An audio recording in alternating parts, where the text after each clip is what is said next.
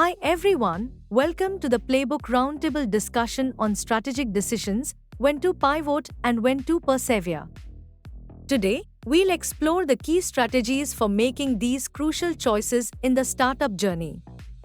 Meet Aditya, a seasoned entrepreneur and product development expert. He founded the Product Folks and previously worked with Emeritus.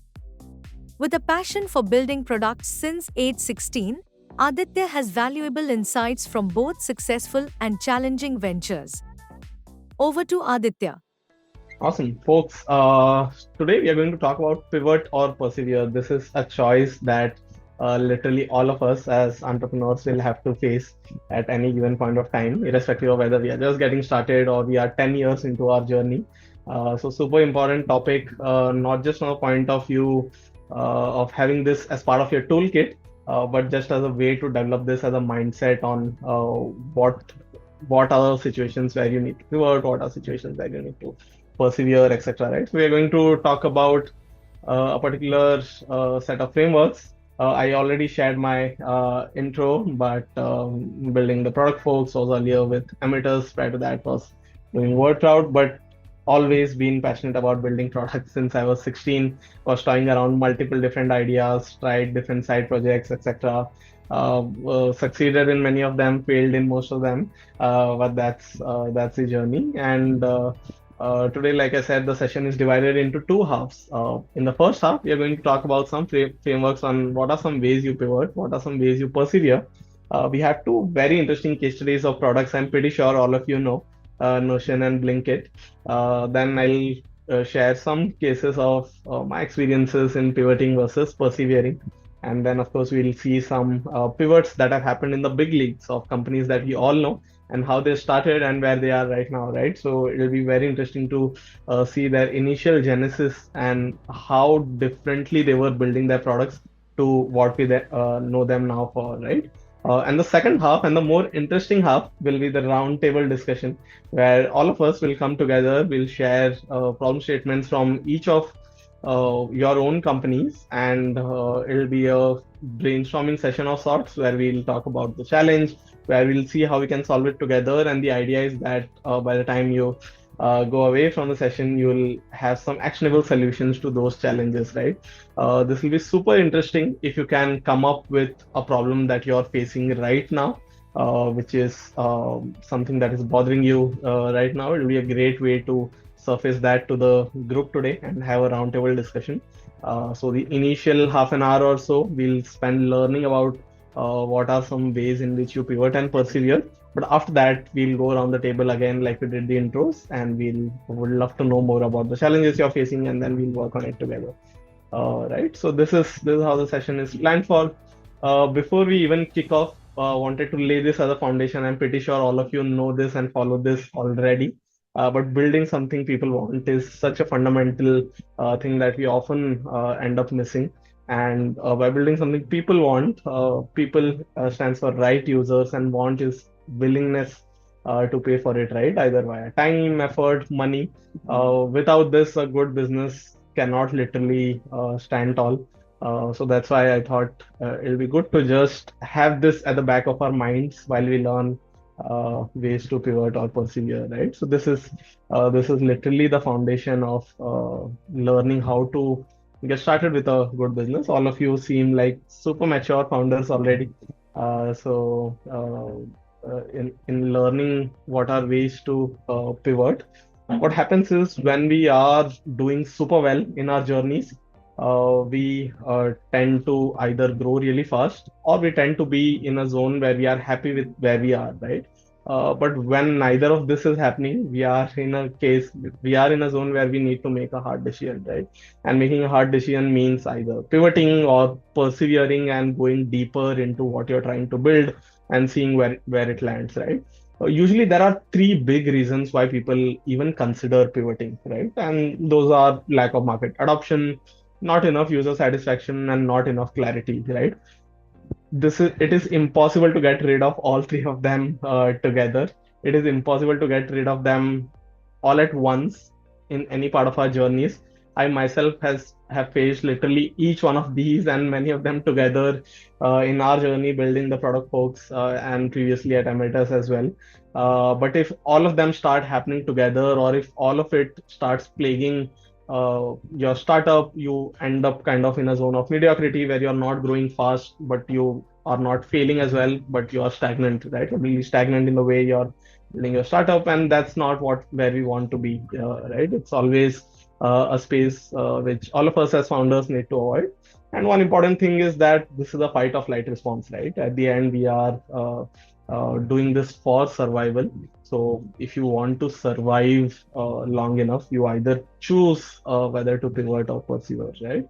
So it's always a hard decision, never an easy decision. But if you see signs of low market adoption or low user satisfaction or not enough clarity on what you're building, it is time to at least consider whether it will be a good idea to pivot or not, right?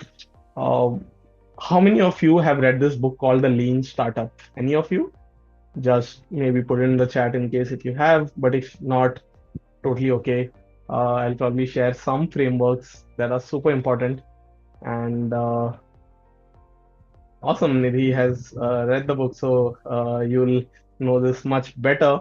But pivoting always comes in many forms and ways, right? So we'll just see several different ways in which people often pivot, right? So a hard pivot is a completely different shift from what you're doing, right? In COVID, we saw that a lot of travel tech companies they ended up becoming tech companies. A lot of restaurants they ended up doing something completely different, right? They ended up start selling stuff like say masks or protective gear or sanitizers, right? People hard pivot because they realize that there is literally no market left for this at all, right? Next was zoom in and zoom out. For example, Ankur mentioned about Sugar AI, right? So if he were to kind of zoom in and focus on only one particular feature, right? He mentioned that you can literally speak to the app and it'll with Gen AI features, it will help transcribe everything and it will help put everything into a structure, right? He realizes that note taking is a very important feature, and that is what is gaining traction, right? So Ankur will decide that he'll completely focus on zooming in onto that one feature and then realizing that this is what I need to focus on, right? Zooming out, on the other hand, is the end, exactly the reverse of zooming in, right? You realize that what you're doing right now is probably not enough value add for your users, right? So you broaden the horizons a little bit, right? Or you start to see how you can add more to ensure that you're meeting your customers' needs. Next is customer segment. Maybe like I think Krishnamani sir mentioned that he's into cold pressed oils now, right? So he realizes that the affluent segment is what gains maximum traction. So he can completely focus on that customer segment and negate all his efforts from any other customer segment, right? So this is about focusing on one particular customer segment. Customer need, maybe you realize that cold pressed oil, they want something additional in that, right? It's particularly not meeting the exact need of what the customer wants, so you kind of add some more features. Either you add maybe many layers of filtration, or maybe you package it in a different way, or maybe you sell it for a different need, right? So customer need is always a very different way of looking at a same problem, but in from multiple different lenses, right? Platform, again, all of us are building on some platform or the other.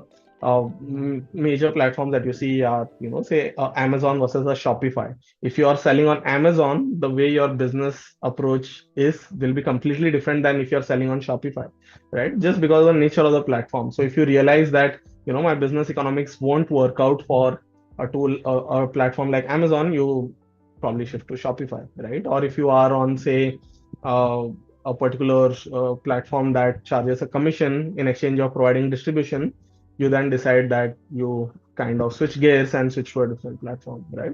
Similarly, business architecture, value capture, channel, and technology, all of these are very different ways of pivoting. We'll just skim through these because I'm pretty sure all of you have a sense of your own business architecture, the way you earn your margins, the way you ensure the cash flow, the way you kind of decide how much to spend on marketing versus advertising versus inbound versus outbound sales, right? So it is about defining different architectures for your business to see whether this lands well. Value capture again is around ensuring that you capture more value out of the same user. For example, Airbnb, right? If Airbnb were to capture more value out of the same user, they would probably get into travel as a space, right? Because everyone, probably 90% of the users who book an Airbnb, they travel to that Airbnb via some form or the other, right? In most cases, it is flights. So if Airbnb wants to capture more value out of the same user, they might end up starting flights business, because they know that people who book an Airbnb, they also book flights, right? So you capture more value out of the same user.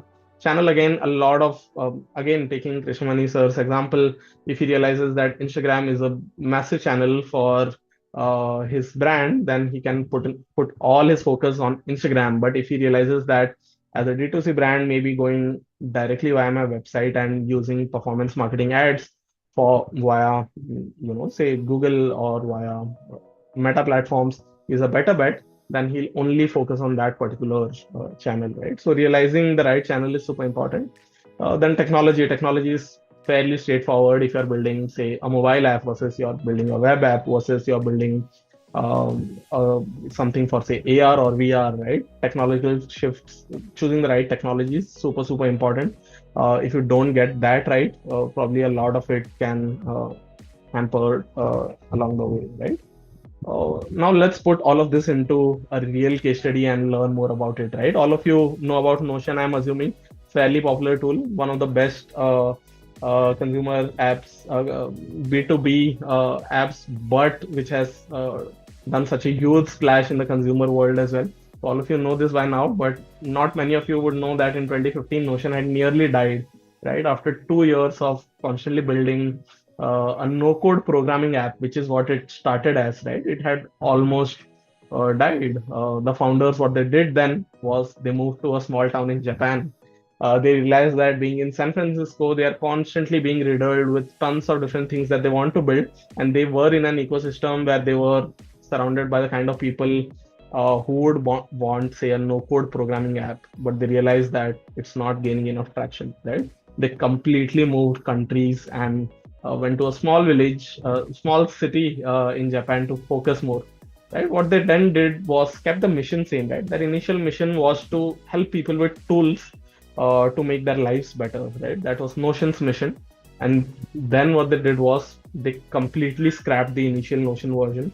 They started rebuilding it from scratch. Right. That's a big call to take as a founder. If you want to completely scratch what you're doing and rebuilding, it takes a lot of not just will, but a plan of action on how you do, right? Because it takes a lot of resources, time, effort, everything, right? What they then did was created a unique design process which helped them build endless versions of their platform, right? For example, Vivek shared about Yuvam. He mentioned that along with they'll help people get rid of their lifestyle disorders, right? Be it say obesity, or be it say something like a fatty liver or high blood pressure, etc. Right? The way you approach these problems can be very different if a different founder does it, right? So the way the approach that you take can have endless versions of how it reaches the end user, right? If I'm suffering from, say, high blood pressure, the way you tackle that can be via, say, an app, or via, say, a phone call that a doctor does to me every week and checks on me, or via a web app where I log in and see my progress, etc. Right? So the founders of Notion realized that building endless versions and then kind of creating several variations, stress testing them, and then choosing one, help them get to a version which is getting enough traction in front of their target audience, right? So this is an approach that Notion took from building a no-code programming app to moving to a completely different country to retaining the mission but rebuilding the company from scratch, building tons of different versions of how the tool would look like. And they would, I was recently seeing a podcast, hearing to a podcast by Notion founders, and they mentioned that they would stress test even their landing page copies, right? The way they represent their product in front of their users, they would test tens of different variations to see whether this lands well with their users, right? And that goes for the design, that goes for the tool structure, that goes well for literally everything that they do, right? This is one version that they did. And with this process, it became a tool that solves people's everyday problems, right? So if you look at the first line here, they were building a no-code programming app. And if you look at the last line here, it is solving people's everyday problems, right? You realize the difference both of these products have by keeping the mission same, right? Building a no-code programming app has such a tiny market. It is meant for programmers who want to build something fast, but where they ended up is giving a tool to people which can solve their everyday problems, right? A much bigger market, a much wider market, a tool that can help potentially millions of more people along the way. And they validated this by launching on Product Hunt. They gained massive traction, went to become number one product of the day, number one product of the week, number one product of the year, in fact. Right. And then they went enterprise, and Notion is now a $10 billion company as we know it. Right. So massive, massive company. But in 2015, they had literally died. They had literally burnt all their money.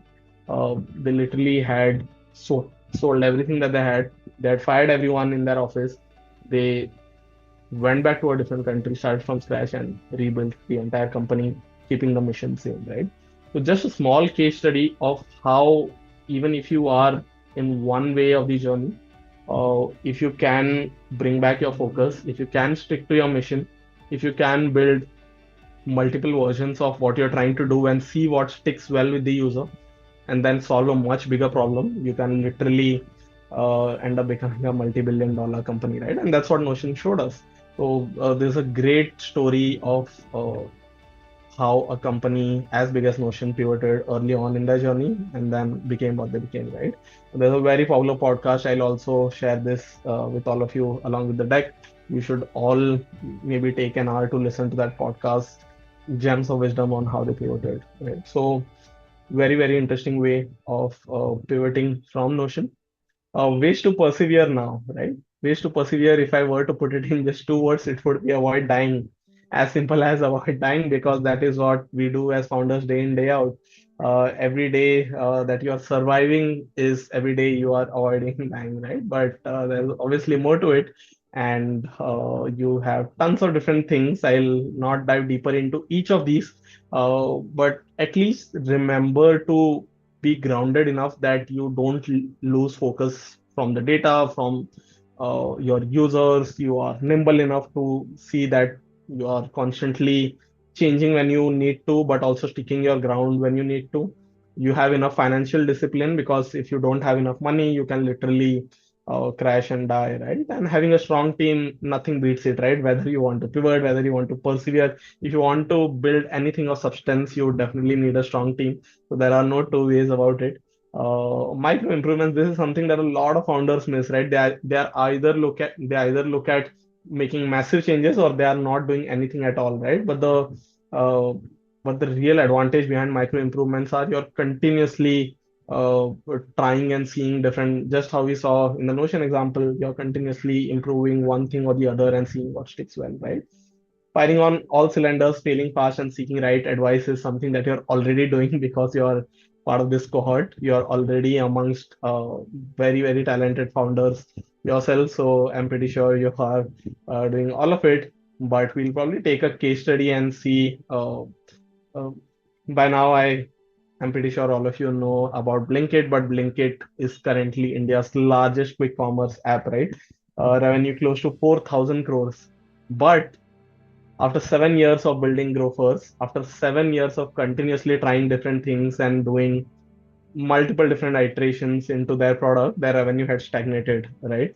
They had raised more than close to $1 billion, if I'm not wrong, and their revenue stood at just 170 crore. They were near death, right? They literally had no other option but to either shut the company or to scale down operations entirely and see how they can survive, right? And at that point, their way of survival was getting acquired, right? And they got acquired at half the valuation. It was valued at $1 billion when they got sold to Zomato, but Zomato acquired them for about something like $450 million, right? So literally half the valuation of what their last round was. But to survive, that this is what they did. What they did next was revolutionary in how India's commerce is shaped has shaped up in the last few years, right? If you see, they refined their focus to very small pockets of locations which are maybe affluent neighborhoods which have a very high concentration of people who order online, and they ensure that they only focus on 10-minute deliveries. Blinkit's founder Albinder very famously said that wherever they can't service 10-minute delivery, they'll completely stop their dark stores, right? In the process, they ended up doing something very counterintuitive. They ended up completely shutting down their dark stores in several cities across India, right? They shut down because they wanted to focus on key locations, 10-minute deliveries, and expanded product range, right? So when they can have limited dark stores, they can ensure that they can beef up those stores with more products, more offerings. And then at a business level, what they did was they created a very efficient supply chain, right? uh, Building a franchisee model. If you know all the dark stores around most of you, I'm assuming, live in a tier one city where Blinkit is already present, but you would see that the dark store that they operate, it's entirely led by franchisees, right? So they don't operate it by themselves. They franchisee it out to people, other entrepreneurs, right? This was a completely different strategy from what they did earlier. And then they leverage Zomato's intel in terms of user data, in terms of tech, in terms of everything that they ended up doing, right? If I see in a particular concentration of geography, the number of Zomato orders are substantially higher than, suppose I live in Mumbai. If the number of Zomato orders in a particular pin code in Bandra is much higher than a particular pin code in, say, Andheri, then you would know where to open a new Blinkit dark store, right? And this is an intel that probably the Zeptos of the world might not really have, because Zomato is widespread throughout hundreds of pin codes across the country, and they have this additional intel of where to open a particular dark store, right? So this is what they ended up doing, and after just 3 years of getting acquired by Zomato, they turned EBITDA positive earlier this year, and their revenue is close to 4,000 crores, right? So going from 176 crore revenue a year in FY20 to going to a near 4,000 crore revenue in FY23, the process that they took, right, to survive is very different, and this is close to what persevering looks like, right? So even though the end user offering is completely same, right? If I'm opening my Blinkit app, I kind of don't know the difference if the supply chain is different, or if the franchisee model is different, or if they're leveraging Zomato's intel, or if they are, expanding product offering, etc. Right? So these are happening completely behind the scenes, but the end offering remains same, right? This kind of completely changes the game for a company which was struggling for near a decade, and they overturned their entire fate in just 3 years by focusing on very key markets, by focusing on efficient deliveries and expanded product range, right? And Dipinder Goyal famously said that Blinkit will be bigger than Zomato in a year, right? And this is not far-fetched at all. They're pretty close to what Zomato's revenues are, and a company which was struggling with barely 100 crores of revenue will now be bigger than one of the most prominent startups in the country with the right interventions, right? So with this case study, you kind of get a sense of in what ways do you persevere, right? Persevering can look like selling to a bigger company where they can leverage their benefits and build a different kind of business, but the consumer offering remains the same, right? Blinkit didn't pivot from being a grocery app to being a e-commerce app which sells clothes, right? They were doing grocery deliveries, they were selling everyday items, and they still continue to do that. What changes? They refined their offerings, they made their deliveries more efficient, and they made their product much better with the insights that they had, right? So this is what a journey in perseverance looks like. uh, all of you being founders, we are all, persevering day in day out. There is literally no way to not persevere and still build a business. My journey in the last couple of years, product folks, when we started, was a completely offline community, right? It was a community where we did offline events and only offline events. There was literally nothing that we were doing But COVID happened, something that forced us to go completely online. So along with just online events, we started doing learning courses, we started doing mentorship, we started providing jobs, we started widening our offering in order to pivot from one channel to the other, but also zoomed out in a way and broadened our offerings for the same target market, right? In WordCrowd, which was my first startup, we were completely focused on non-fiction, right? I used to foolishly think that the market for non-fiction was much bigger than fiction, which we were completely wrong about. When we changed to fiction, we almost instantly saw the user adoption skyrocket. We increased the TAM by almost 100x because people who read fiction across the world is much higher than people who read non-fiction, right? And people who read fiction often consume non-fiction as well, but not the other way around. So that was a complete segment pivot from what we learned earlier, right? At Emeritus, again, we were working with the world's biggest universities. These were the Harvard, MIT, Stanford's of the world. In India, we were working with all the IITs, IIMs, ISB, all the big colleges, right? And we had access to their domains, we had access to their landing pages, right?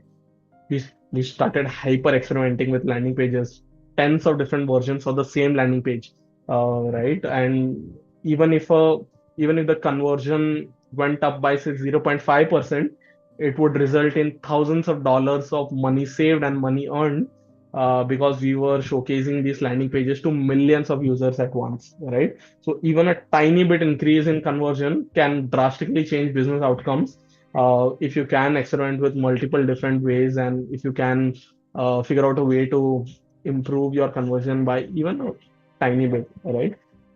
Ability again was a platform not many of you might know. They are early stage, but a Singapore-based edtech which is completely focused on special needs children and building a platform for them. There we realized that focusing on very key special needs like ADHD or autism, etc., is fairly more valuable than focusing on a wide spectrum, right? So we learned the performance of each segment.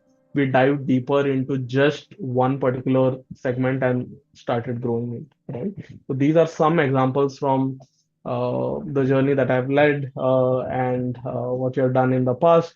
Uh, but with these examples, I just wanted to communicate that all of this is fairly common, right? If you have to change some, even if you have to change a big strategy in how you are building your business, or if you want to do like a hard pivot, all of these are fairly common things to happen in every startup's journey, right? And here you would see startups which are early stage, startups we are literally multi-billion dollar, startups which are growing, right? So uh, pretty much all across the board, the way these things happen is fairly organic. So like we said, the default state of a startup is to persevere, right? Even when you pivot. So if you pivot, it doesn't mean that you stop persevering at all.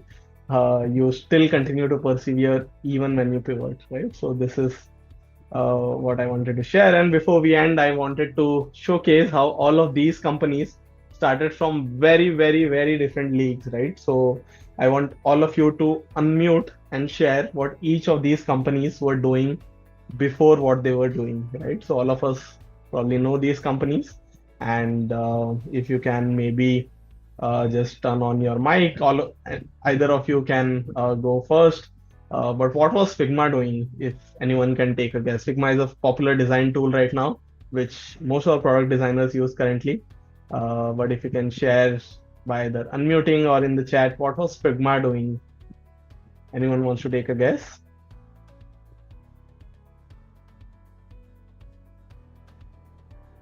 Vivek, Ankur, anyone?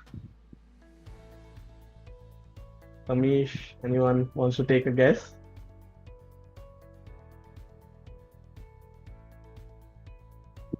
Building a design tool was some small domain, I guess. I'm not sure. Brilliant. Okay, fair. But they were actually building drones. So they were into a completely different domain. Drones is literally building hardware products in a completely different market, selling to completely different users. And then they are now a design tool, as you all know them, right? And so good at it.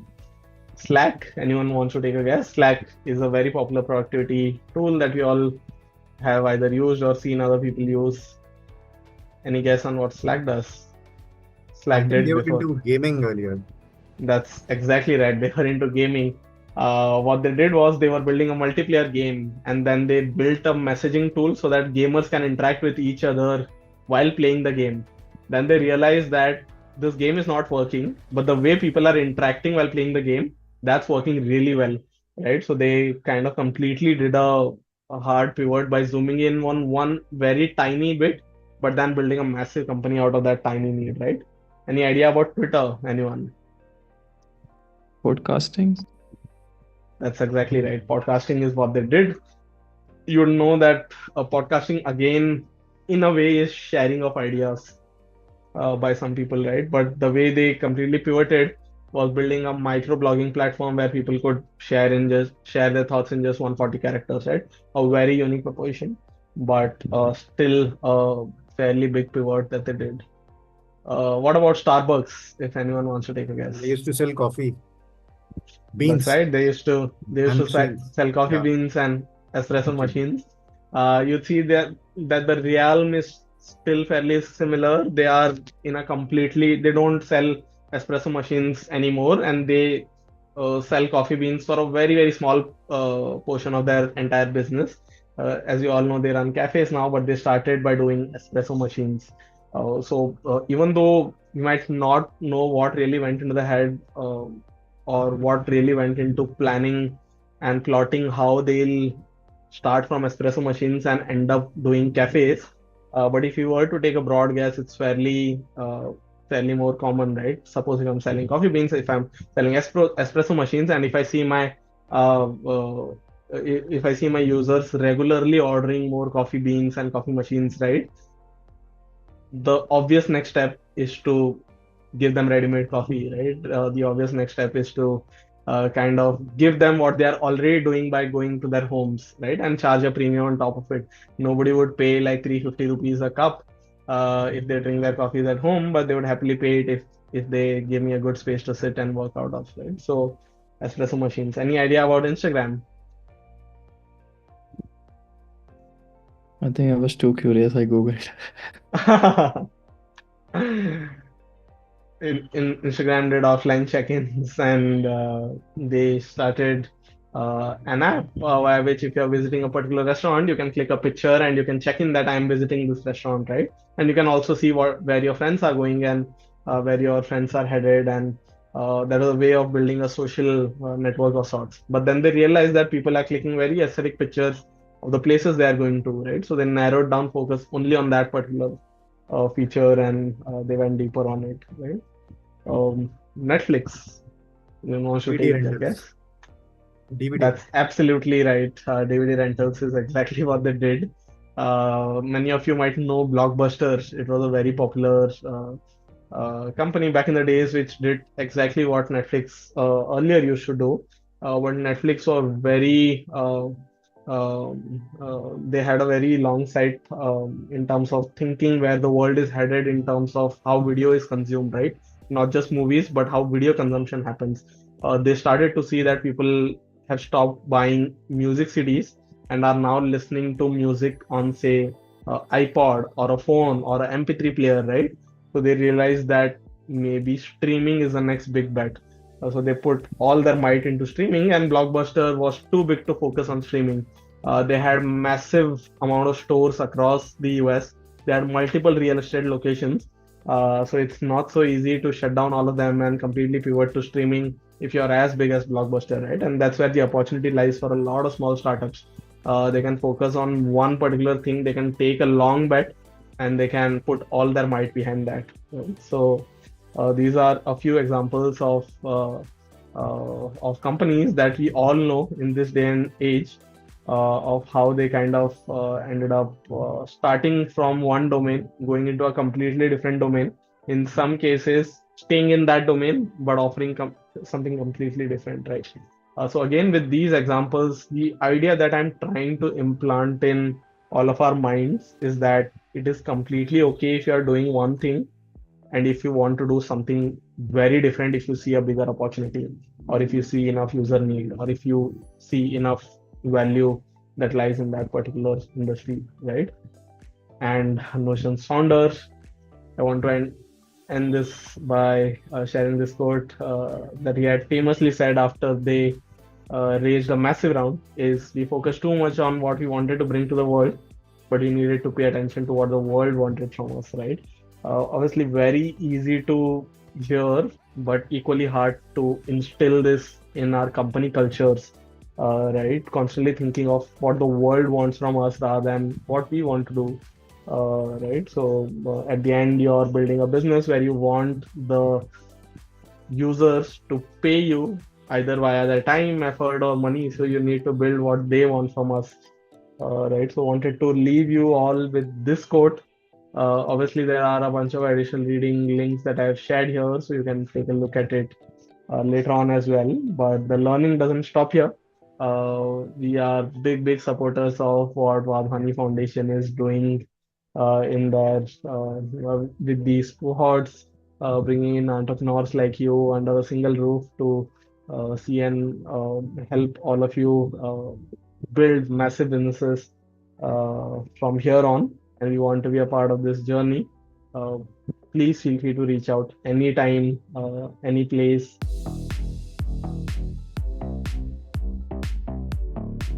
Awesome. I can see you all now.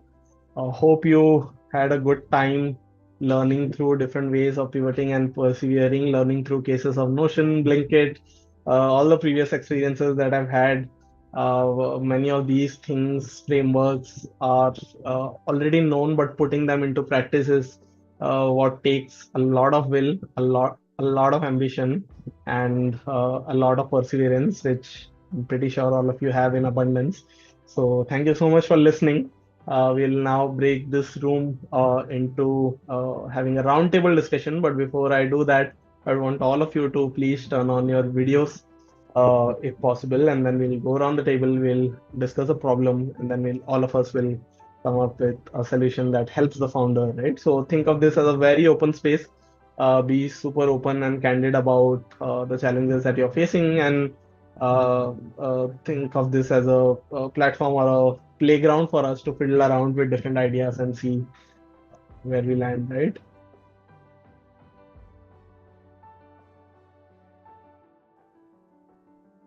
Awesome. Who wants to go first?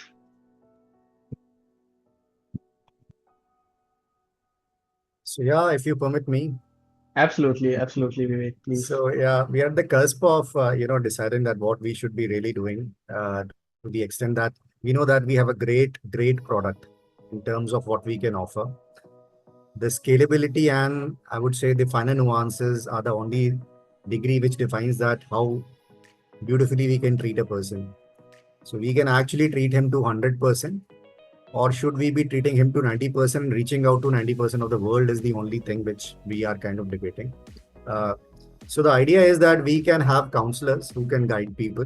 That is one way of routine way of doing things, that you are talking to a human and he can sympathize with you, he can guide you, and he can probably, understand your requirements.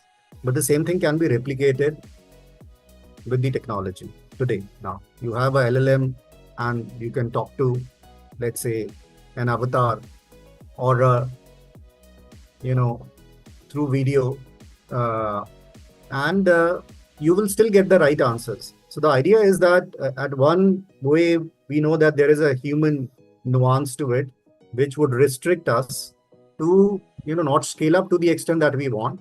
While if we switch to technology, we can reach out to the world, but that human connection part and how people relate to technology is the part which would be missing. So that is where if you can help us in clarifying our doubts that what we should be doing. Absolutely. I'll share my thoughts as well, but I want all of you to think about this problem for a few minutes while I share. So I would love to have insights from all of you, right? Krishnamani sir, Ankur, Nidhi, Ritesh, everyone on the call. So I'll share just a perspective here, right? Vivek, you mentioned, do we cure 100% of problems for some people, or do we cure 90% of people for many people, right? Two of them very different business models.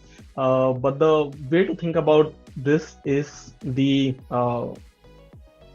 average revenue per user for curing 100% of the problem and the average revenue per user for curing 90% of the problem, right? For example, very popular brands, Mercedes and Maruti, they both sell same number of cars, right? Mercedes probably sells around 25 lakh cars a year.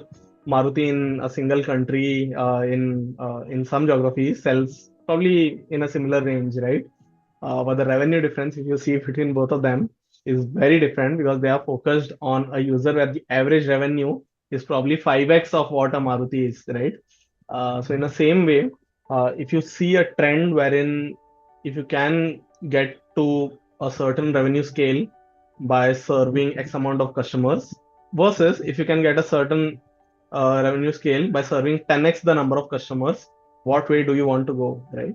And at the root of it is also the vision of the business, right? Is the vision of the business building a product which is available globally to anyone and everyone, or is the vision to make it available to people who need it the most, who are literally at the cusp of breaking in terms of how their lifestyle is, or do you want to go massy and make it very easy for anyone to access, right? So I'll give you our example how we do it, right? At TPF we have gone the massy route, right? All our courses are completely free. All everything that we do is very open to access, very easy to go onto our website and just learn from it. But on the other hand, there's a startup called Product School, which has raised more than $100 million, right? They sell each course for around $5,000, right? So the number of users Product School has versus the number of users Product Folks has is very different. But the kind of customers we are serving, the kind of customers they are serving, the vision that we have, the vision that they have is very different, right? So I would nudge you in the direction to think on what you want the end outcome to be for the business. How much revenue can you earn from one customer serving one purpose versus how much revenue can you earn serving 10x the number of users, right? So these are some indicators, but I see Viola. Am I pronouncing the name right? Sorry, you're on mute. Yeah. Yes, yeah, right, Viola. Yeah, No, I yeah, just wanted to come in because Vivek was mentioning this, and I would like to add to Vivek right. that sometimes it helps when you form a community, because that's also something that we are looking at. And I think there is a lot of synergy between what Vivek is doing and what we are doing. We are in the health food business, in the wellness product business. So I think, where Vivek is trying to advocate a certain sense of wellness. And I also feel that it starts and works better when it is a community rather than we look at X number of customers. Because building a community seems to be a little easier. I wouldn't say it's a lot easier, but it's a little easier than trying to really, pitch it to people whom we don't know. So that is one of the things that I feel that would really help. I mean, I'm just a point of view. No, this is a So, this is a great point. In fact, what you mentioned is exactly what a lot of companies are already doing, right? For example, we saw okay. Notion and Figma.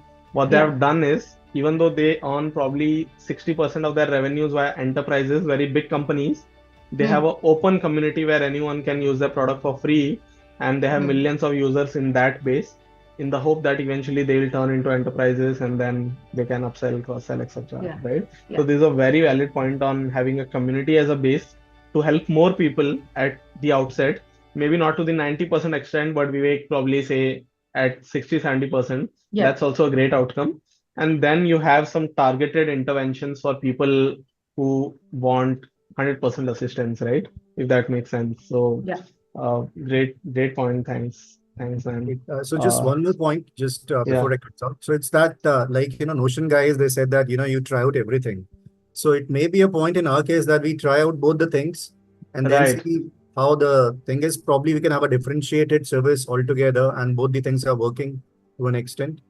Would that be a possibility for us to, right in the very beginning, do these things? Absolutely, absolutely. Yeah. So, and again, what you mentioned is in the right direction for sure in terms of validating the hypothesis, right? So Yeah. when you're trying to validate your hypothesis, if you stick to a bare minimum MVP, where you're just trying to see whether the idea that I'm trying to pitch is what the users want. It can be done in a very low fidelity manner as well, right? You don't need a swanky app, or you don't need a very refined product to be able to do that. So doing something where you do multiple experiments in a very low fidelity manner, in a very low effort manner, and just try to see if what gains maximum traction, right?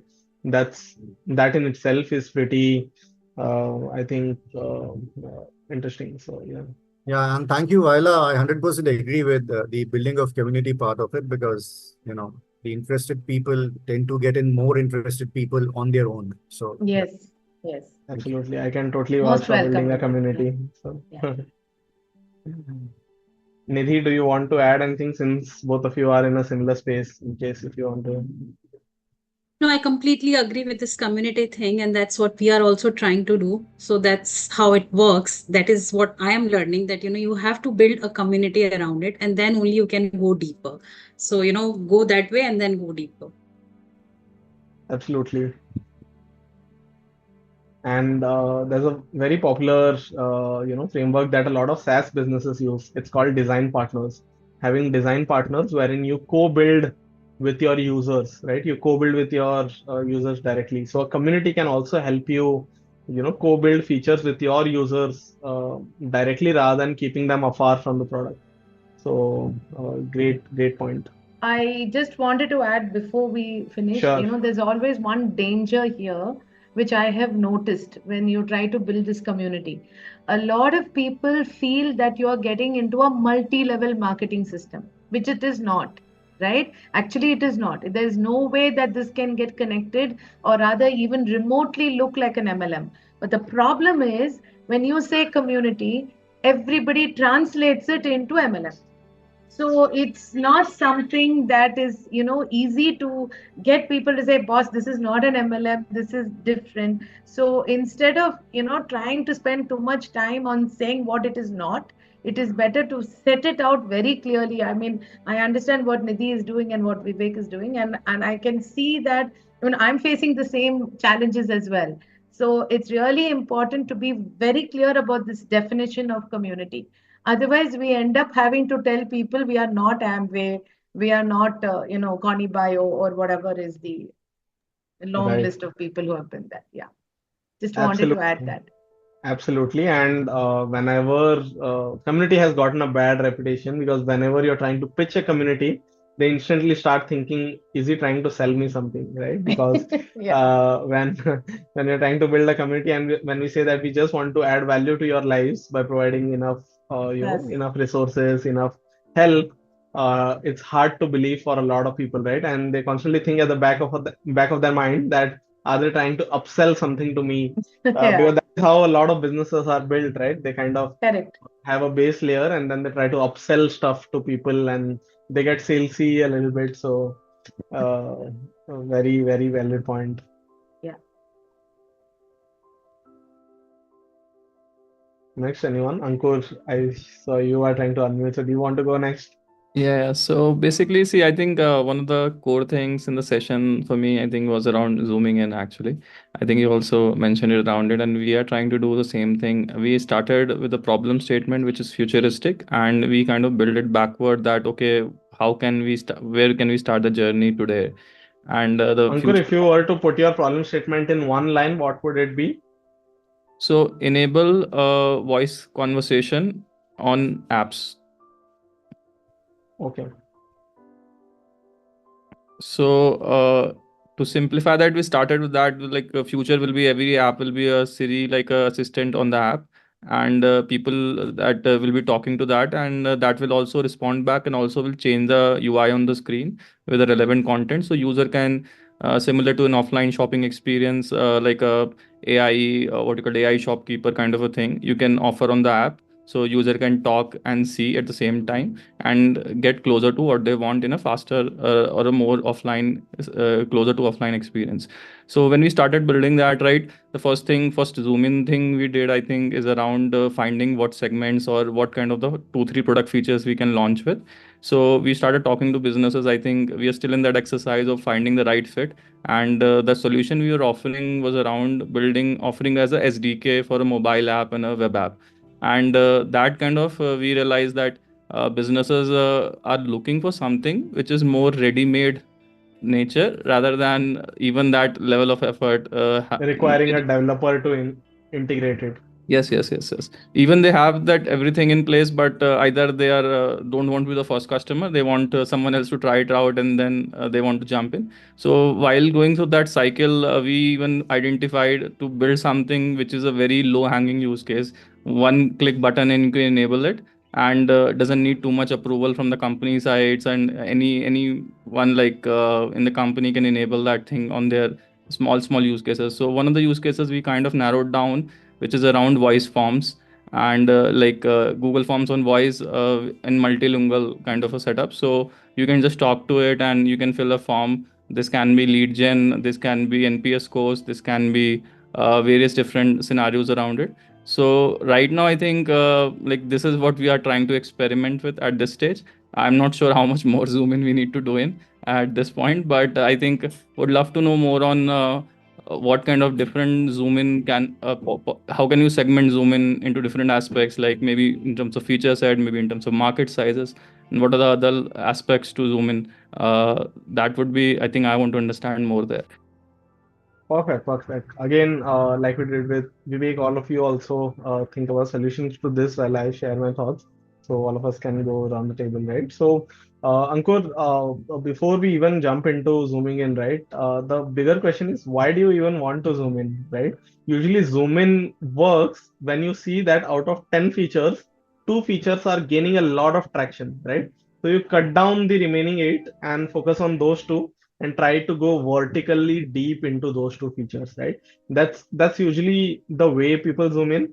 But here, from what I could sense, you're trying to do it in a reverse way where you're deciding to zoom in and then narrowing down feature, which is something that never really works out well, right? Because you don't really know what to zoom in on. Again, the question that you mentioned was exactly that, right? How do you zoom in? What to zoom in on, right? How do you decide whether this is the right feature to zoom in, right? So the answers to all these problems lies in the fact that how do you decide to zoom in, right? So only if you see enough traction on a particular few features or a particular segment, right? For example, if you realize that a certain kind of businesses are adopting your tool at a much faster pace than other businesses, then you would want to focus on that particular segment, right? Then you would want to zoom in on that particular segment, right? For example, even in our journey in the product folks, we tried experimenting with a lot of resources when we realized that the fundamentals of product management is what most people want to learn. We productize that into a course, and currently we run one of the largest live online learning courses across the globe, right? Because the insight came from the fact that people are hungry for resources which explain them fundamentals of product management, right? But without that insight, if you narrow in or if you try to zoom in, you're playing in the blind, right? You don't really know what to focus on. So I think the question to ask here would be, why are you deciding to zoom in, and whether a zoom in is needed at all, right? So that's something to consider. Do you have like some clarity on this in your mind? So I think as per the conversations that we have gone through with people, I think usually I get into a business meeting, I started to understand the problem statement with them, at the same time try to pitch them what is the possible solution that which you would be interested in. So most of the solutions that people I that has one click integration, most people end up showing more interest. So that is a one clear point to build something which is one click integration, right? I think so 2 3 features we have identified around that, and still the traction is hard to guess because B2B product adoption cycles are slow, right? So we can't really say that we don't have traction numbers as simple as Right. that to So assess one that. click integration, when you say one click integration, it is about removing friction from the existing product. you're not changing the product in any way, right? You're just removing friction. So if it took me 2 days to integrate your product, now it will take me 2 minutes to integrate your product, right? So the So friction it not would have not taken. necessarily. See, Hmm, so voice form, you don't even need an integration. You can create a exactly. Google form and share the link, and which was not part of the core feature earlier, but Right. this feature just is simple to use. I think that way it makes sense. Exactly. And how did you land on the idea of doing voice forms? Was that customer need, or was that something that is still in the hypothesis stage for you? So we actually were talking with the Nandan Neel Kayani initiative is there. It's called People Plus AI. We're talking with their team, and they kind of pointed us to two cohorts. One is Jan Ki Baat, another is Digiforms. So we were sharing our voice thing with them, and they were like, we kind of feel that there's an overlap there, and they have certain clients there, and with them they are ready to showcase us on their website as well. So that is one of the things, and a couple of other clients I went and talked and tried to pitch in whether this kind of thing makes sense. And I have identified people have the companies like Thomas Cook in travel space, and they have KRAs around this, and this is a clear cost cutting initiative for them. So in terms of that, definitely, do I have 100% clarity on this? I would say no, but definitely this seems like a good experiment, because I think the first thing is lacking is you have to showcase a demo before anyone can say, okay, I want to try this or not. In theory, Exactly. everyone said this makes sense. Right. Exactly, exactly. So again, you're at a stage where you're validating your hypothesis, which you're talking about with Vivek, right?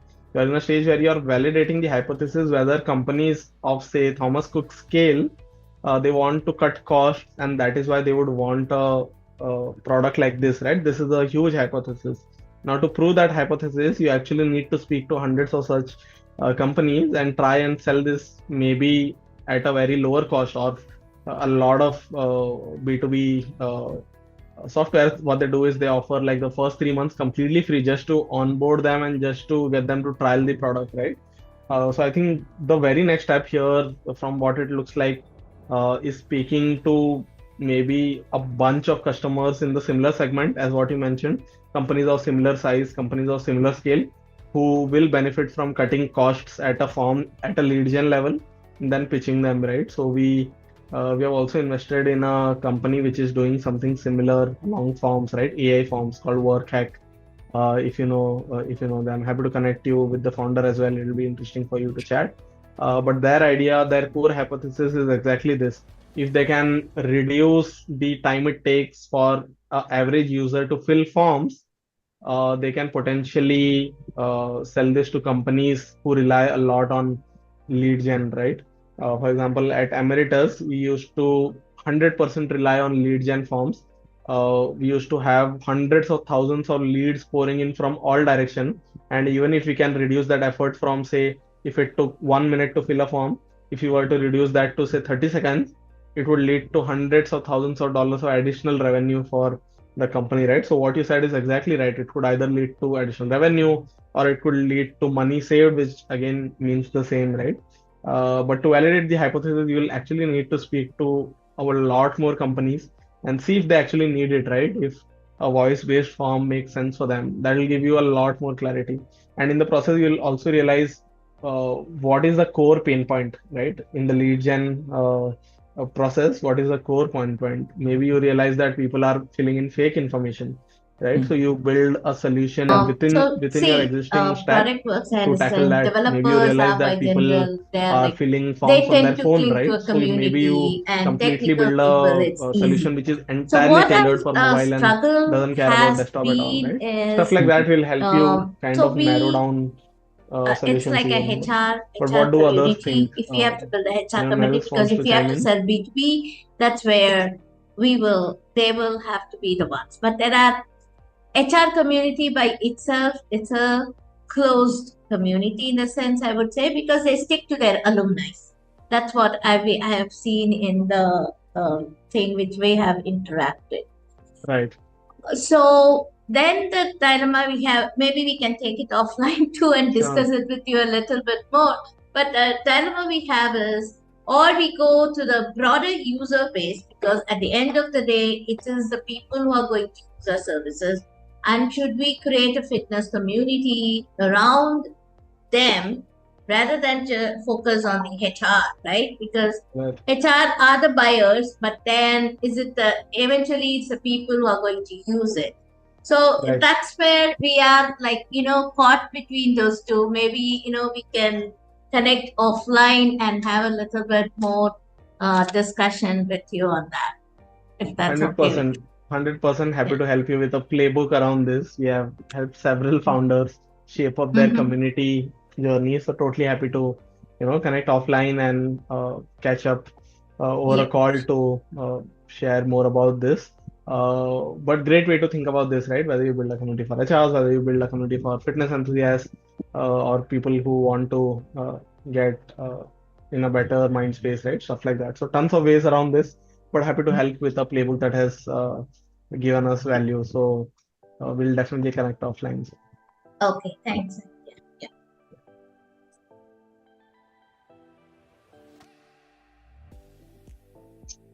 Hey, Aditya,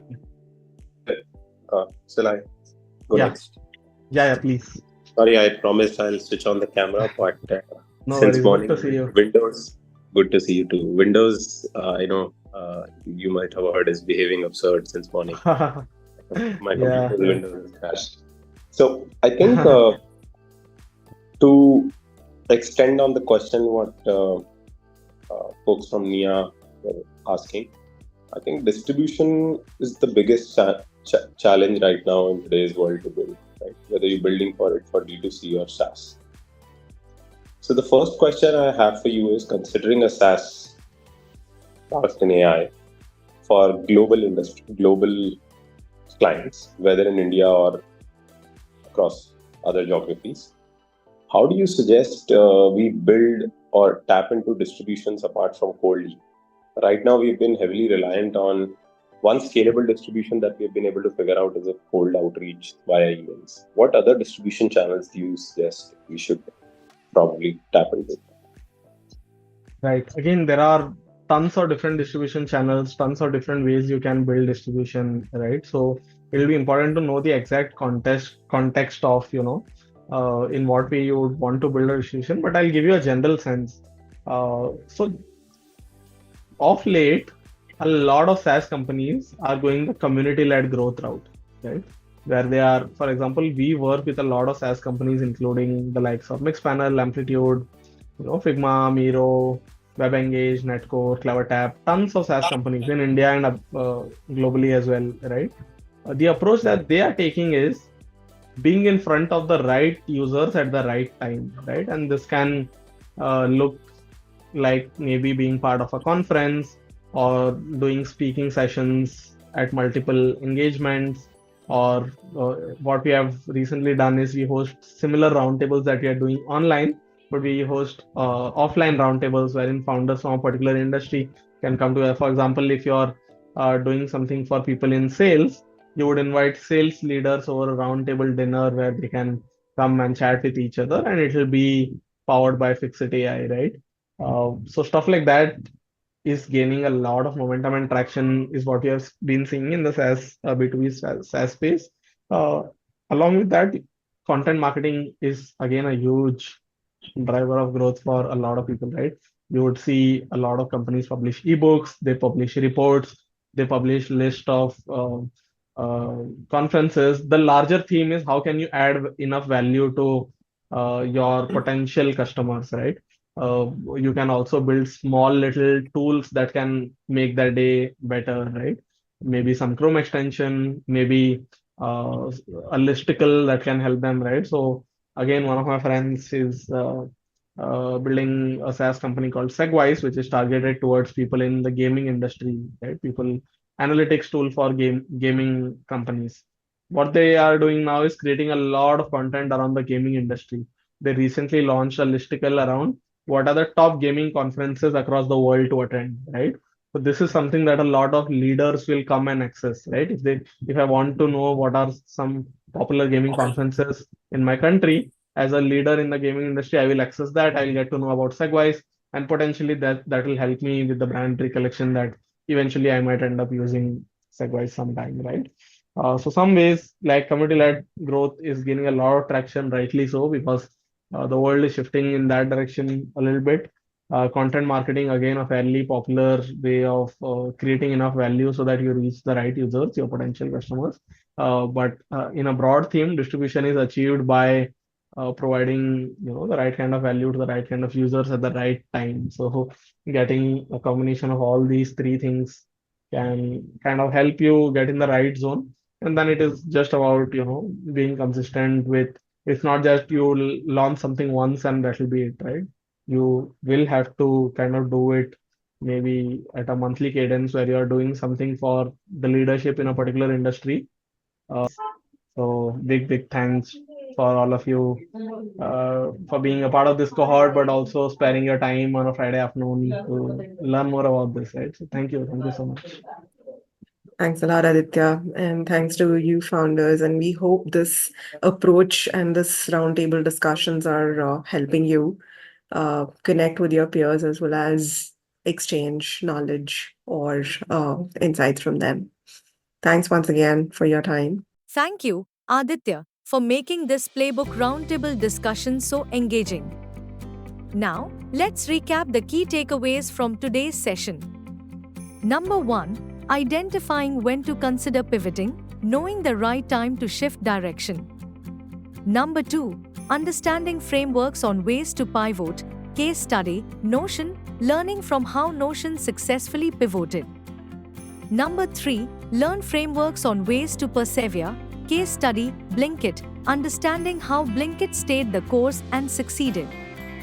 And finally, see cases of pivoting in the big leagues, examining major companies that pivoted to greatness. That's all for today. Stay tuned for more insights, and thank you for watching.